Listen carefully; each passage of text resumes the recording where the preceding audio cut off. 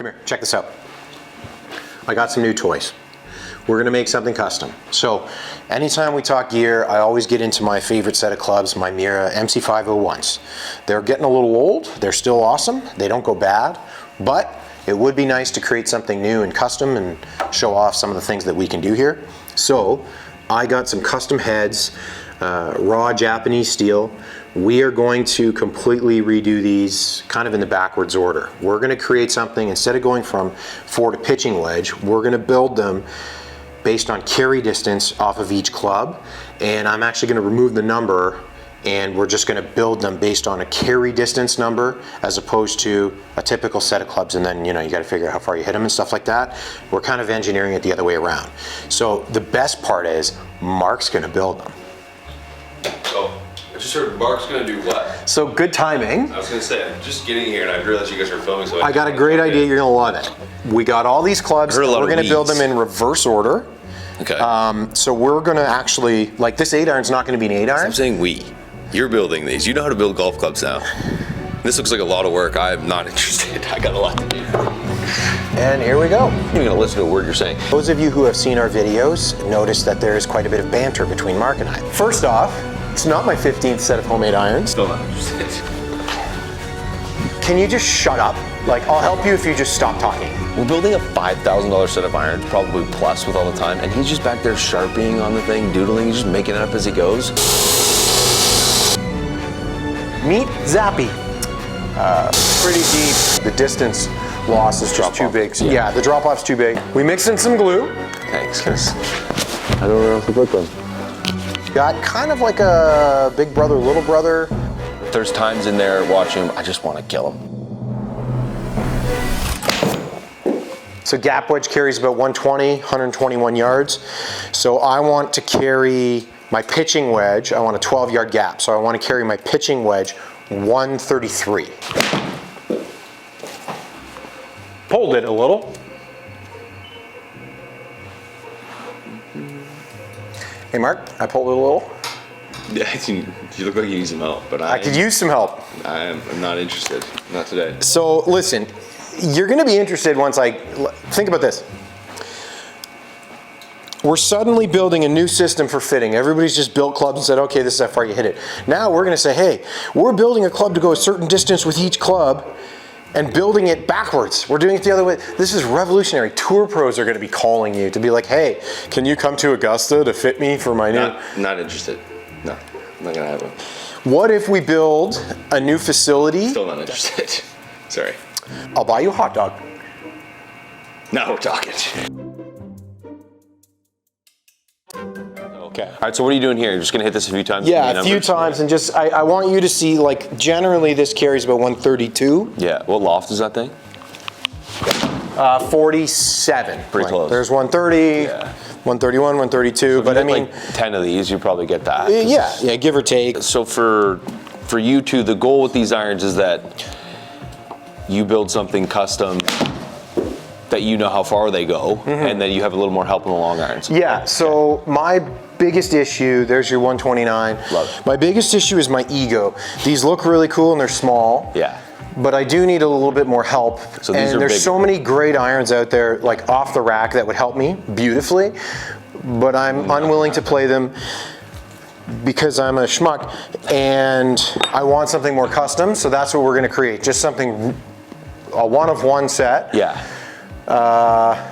That hits all those things.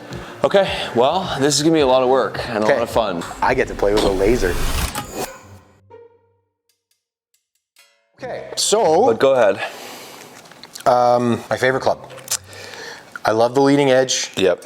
We're nixing the, okay, so that's gone. Taking the P off. Yeah, I've got to remove the P. When Matt and I first met, I was working at a indoor facility just part-time because I was still playing golf, and it was a place that I could practice. Yeah, so there's a little one, but I've got to create a bumper that extends out to here a little bit more.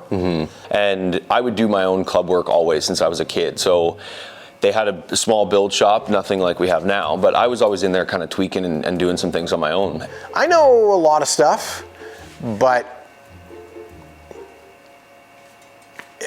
generally what happens is I do as much as I can do and then I screw it up and then Mark fixes it. Can't lower the leading edge too much.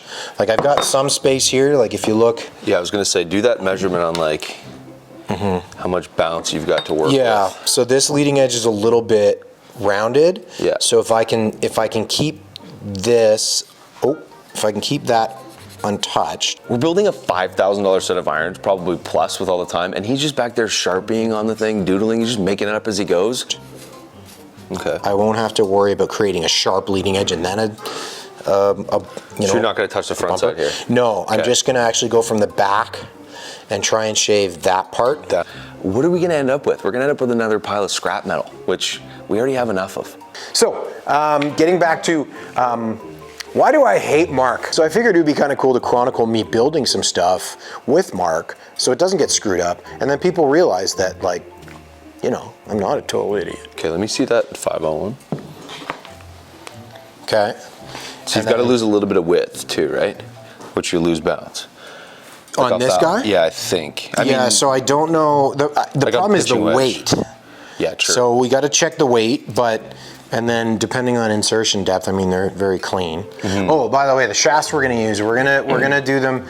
Normally I build everything with O-band CT 115s. We're actually gonna switch it up. We're gonna build these with the EcoSatin. Okay, yeah, the Acra stuff. Yeah, Okay. the Acra, what are they called? I-Series steel? Yeah, we're gonna build them with I-Series steel. So the 115 I-Series. Yeah. I do find I hit them a little bit higher. Cool, cool. Okay. So very good shaft as well. I think it'll just be kind of a cool build. Okay, sweet. And it'll blend well with the wedges because I have some wedges built in that as well. Just quickly, I want to hear. Get interested. Do you know what that pitching wedge is? This guy, 298. yeah, okay, so just under 300. I think these are gonna be lighter. I don't know, Yeah, 287.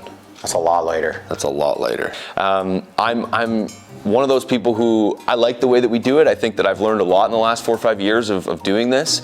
I don't know why he wants to take it and flip it on its head here and completely change the way we do things and potentially screw it all up. So that's where my frustration lies is, hey, let's do it the way that every other tour player does it and the way that every other golfer on the planet does. And he's like, no, let's not do it that way. And I go, all right, well, then you run the show. Because to me, it's away from the way I understand how to do it. And obviously, I mean, I get it, but it just doesn't make any sense. And why would you do it? Because your name's Matt Balaban, I guess. Let's trim the pitching wedge That's what I'm shaft. saying. Yeah, grab that bundle Okay. of shafts for me. Because the last thing I want to do is have him screw this up, so we have to do it again. So I'm going to put a little bit of effort in to make sure, babysit him to make sure that it doesn't completely screw it up, because I know that it's going to be my problem if it does.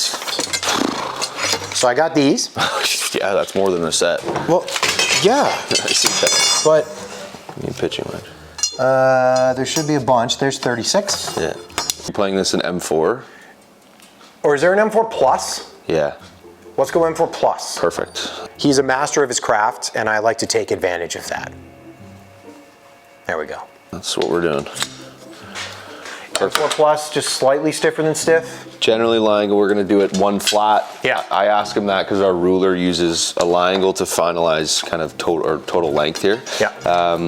And then pitching wedge for you, we're going to do 35 3/4. Cut that. We're just going to dry swing weight it here. Just see what it's at, because obviously Matt said he can add some lead tape, which is okay, because we'd rather the final shape be correct and then have to add some weight rather than not have the shape be correct, because then you're never going to play these irons Okay, anyway, so here's a thought. Yeah. You're cutting that shaft to P-dub length. Yeah. Do we start it at 9 iron? Oh no, but it's totally different if you're trim. That's Do you what I trim mean. the tip for 9 iron? No. So if you trim the butt for 9 iron length, let's see what the swing weight comes out as. Okay. Then you can trim the extra 1/4 inch off. Why would I do that? Well, because what if it's so light that we end up having to You're just going to add turn weight. the pitching wedge into a 9 iron? That adds a lot of work now, because the offset's completely different, the bounces are completely different, Right. the progression is a little bit different, and then Right. Okay. Well, let's try and make okay, this. I'll do it 36 and we'll see. But if I'm gonna help, I love Matt to death, but he does drive me crazy. He's got crazy ideas all the time. 90% of them are awful. I need some say. I gotta be careful not to piss him off too much or he'll just quit. 10% of those ideas are pretty good. I'll give him that. And if I'm here to kind of filter out the nonsense, then he doesn't look so stupid. Grip-wise, what do you want? You sold your soul for a hot dog. We're not done yet. We gotta get rid of the piece, so I gotta wipe that off without really changing too much on the sole. Then I gotta create a bumper here, and still make sure that I don't touch this leading edge. Otherwise the club's gonna dig, and I've got to do all this without screwing up, otherwise Mark's gonna get pissed off, and then I'm gonna have to buy him 2 hot dogs. And hot dogs don't grow on trees. Okay, here we go. Pretty easy. So, got the number off.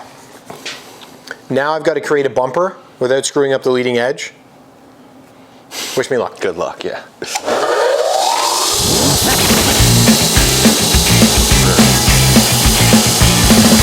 So I've smoothed my leading edge out a bit. So he's like,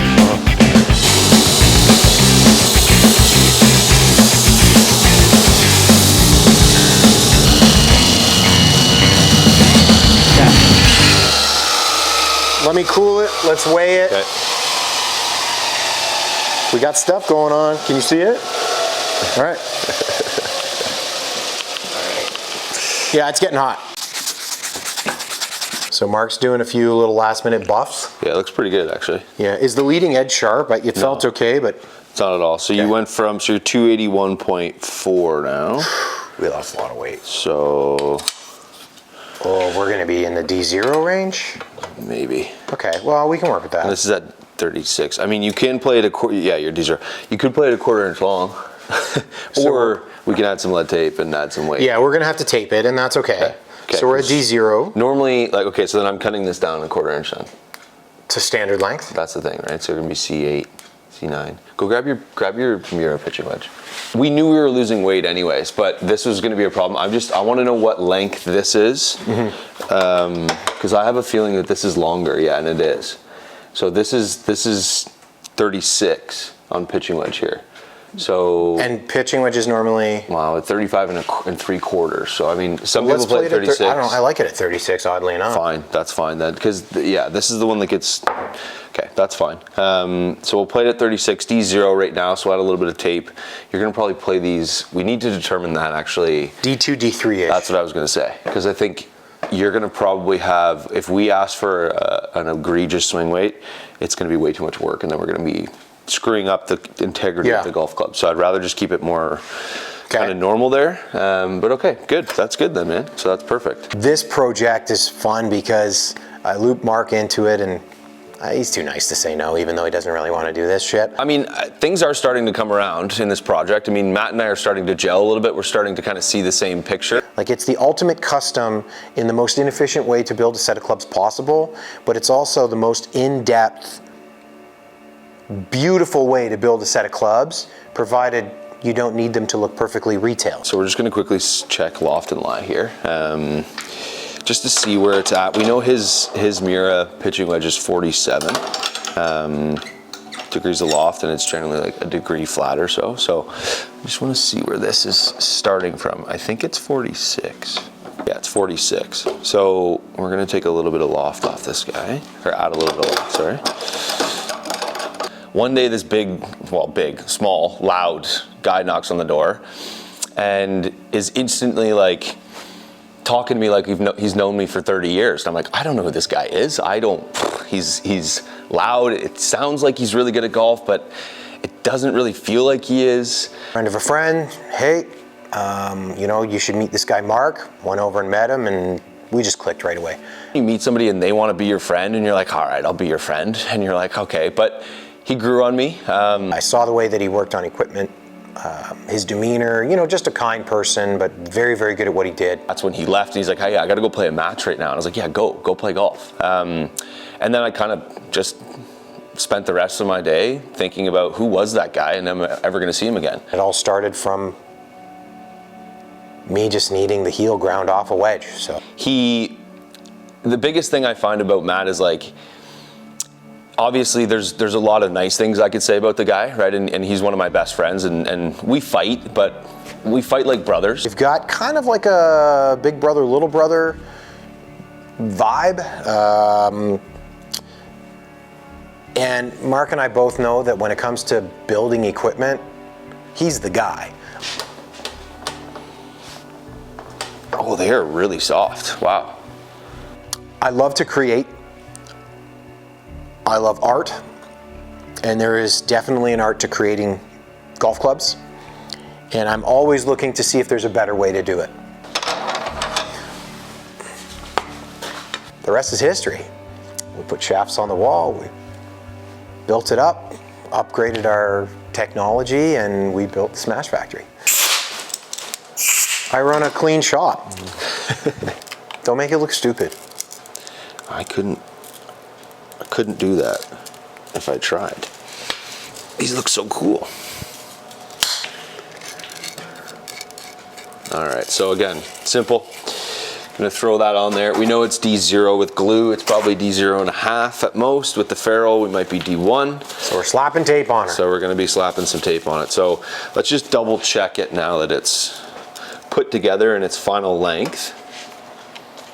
Okay, so good. So now we're D1, which is good. It's not so bad. No. A little bit of tape, but we're pretty good here, actually. Okay. So what we're going to do is now we're going to throw it in the curing cell, and then we're going to let it cure for 20, 30 minutes, and then we are going to throw a grip on it, and Matt's going to shank it.